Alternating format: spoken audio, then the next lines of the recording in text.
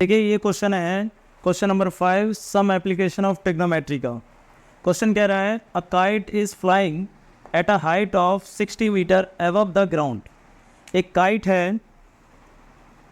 है मान के चलिए, ठीक है। एक काइट जो है ये ग्राउंड से कितने मीटर ऊपर उड़ रही है, 60 मीटर ऊपर है। आगे कह रहा है the string attach to the kite.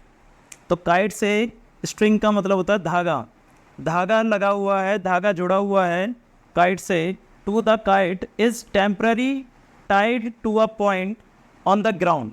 अब इसमें क्या कर दिया हमने, उसे एक ग्राउंड के किसी पॉइंट से बांध दिया। टाइड का मतलब होता है बांधना, और to a point on the ground, ground के किसी पॉइंट पर उसे बांध दिया।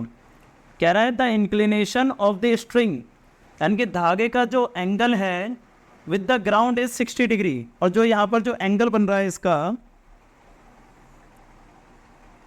वो एंगल बन रहा है 60 डिग्री का, ठीक है। Find the length of the string, इस धागे की लंबाई आपको निकालनी है, तो इसकी लेंथ आपको फाइंड करनी है। तो बहुत ही सिंपल सा कंसेप्ट है, इसे क्या कहेंगे हम, हाइपोटेनियस, और ये हो जाएगी हमारे लिए परपेंडिकुलर, क्योंकि एंगल के सामने जो होती है परपेंडिकुलर होती है और जो साथ में होती है वो बेस होता है, ठीक है। और जो 90 डिग्री के सामने होती है उसको हाइपोटेनियस कहते हैं। तो हाइपोटेनियस की वैल्यू हमें फाइंड करनी है, परपेंडिकुलर की वैल्यू आपको दे रखी है। Assume that there is no slack, slack का मतलब होता है ढील, मतलब एज्यूम कर रहा है कि इसमें कोई भी झुकाव नहीं है, कोई ढील नहीं है, ठीक है ना, इन द स्ट्रिंग। अब इस क्वेश्चन को करने के लिए हमें परपेंडिकुलर गिवन है और हाइपोटेनस निकालनी है। तो परपेंडिकुलर और हाइपोटेनस से रिलेटेड कौन सा फॉर्मूला होता है हमारा, परपेंडिकुलर और हाइपोटेनस से रिलेटेड जो रेशियो होता है वो होता है हमारा साइन थीटा का, ठीक है। तो इसमें क्या लगेगा, साइन थीटा का फॉर्मूला लग जाएगा।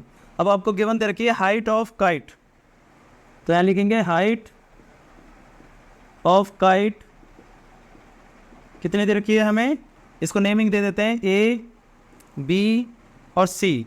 ए बी दे रखी है हमें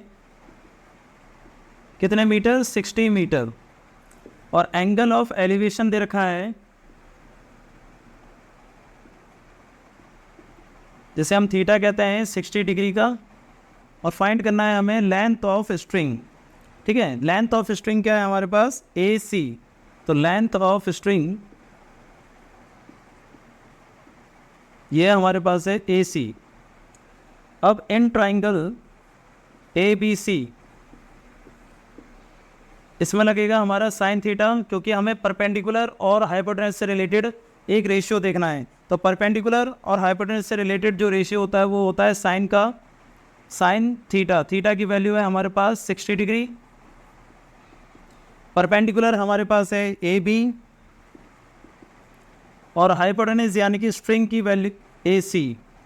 साइन 60 होता है आपका √3/2। ए बी की जो वैल्यू है वो दे रखी है 60 मीटर की, और ए सी की वैल्यू आपको फाइंड करनी है, ठीक है। अब क्या होगा कि ए सी को इधर मल्टीप्लाई कर देंगे और 2 को उससे मल्टीप्लाई कर देंगे और √3 को डिवाइड में रख देंगे, ठीक है ना। तो क्या करेंगे, ए सी को इधर मल्टीप्लाई कर दिया, 2 उधर 60 के साथ मल्टीप्लाई हो जाएगा, और √3 जो मल्टीप्लाई में है वो डिवाइड में आ जाएगा, इस तरीके से। अब इसको क्या कर सकते हैं, इसको हमने बताया था कि या तो रैशनलाइज कर दो, √3 से मल्टीप्लाई √3 से डिवाइड कर दो, क्योंकि √3 जो है डिनोमीटर में आना नहीं चाहिए। तो या तो रैशनलाइज कर दो, या तो आप क्या कर सकते हो, इस 60 के अंदर 3 आ सकता है, तो इसको लिख सकते हैं 3 × 20। भाई 60 को लिख सकते हैं 3 × 20 मल्टीप्लाई में 2 डिवाइड बाई √3। और पिछली वीडियोज़ में हमने बताया है कि 3 को लिख सकते हैं √3 मल्टीप्लाई बाई √3, क्योंकि √3 को √3 से मल्टीप्लाई कर 3 आ जाता है। तो ए सी इक्वल टू, इसे लिख देंगे 3 को √3 मल्टीप्लाई √3, और इन दोनों को मल्टीप्लाई कर देंगे, ये हो जाएगा आपका 40 अपॉन में √3। तो एक √3 से एक √3 कैंसिल हो जाएगा, तो इसका आंसर आ जाएगा आपके पास 40 √3 मीटर आंसर। बात समझ में आ रही है।